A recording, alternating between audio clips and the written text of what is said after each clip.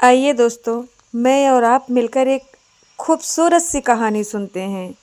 गणेश जी और एक गरीब बुढ़िया की कहानी। एक बुढ़िया माई थी, मिट्टी के गणेश जी की पूजा करती थी। रोज एक मिट्टी का गणेश जी बनाती थी और वो रोज मिट्टी गल जाती थी। एक दिन बुढ़िया माई ने देखा कि सामने एक सेठ का मकान बन रहा था।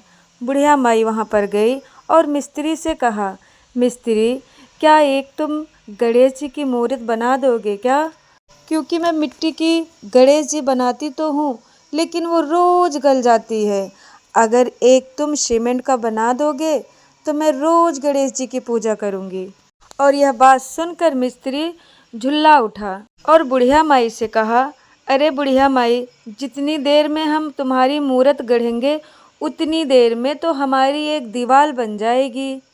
और यह बात सुनकर बुढ़िया माई को बहुत बुरा लगा और बुढ़िया माई ने गुस्से में बोला कि तुम्हारी दीवार टेढ़ी हो जाए। और यह बात सुनकर मिस्त्री को हंसी आ गई। बोला कि बुढ़िया माई, अगर तुम्हारे कहने से मेरी दीवार टेढ़ी होने लगी फिर तो हो गया।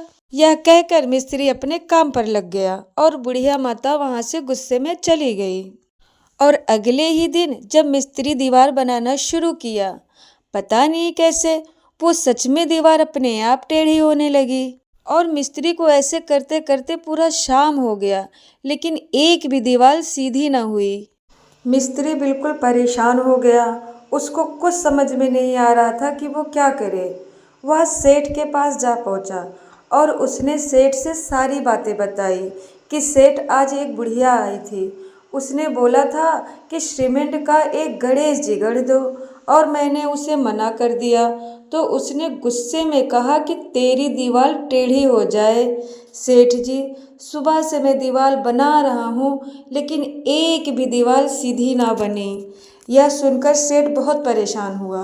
बोला कि उस बुढ़िया को ढूंढ कर लेकर आओ। तो फिर क्या था, मिस्त्री लोग निकल पड़े बुढ़िया को ढूंढने। ढूंढते ढूंढते बुढ़िया मिली।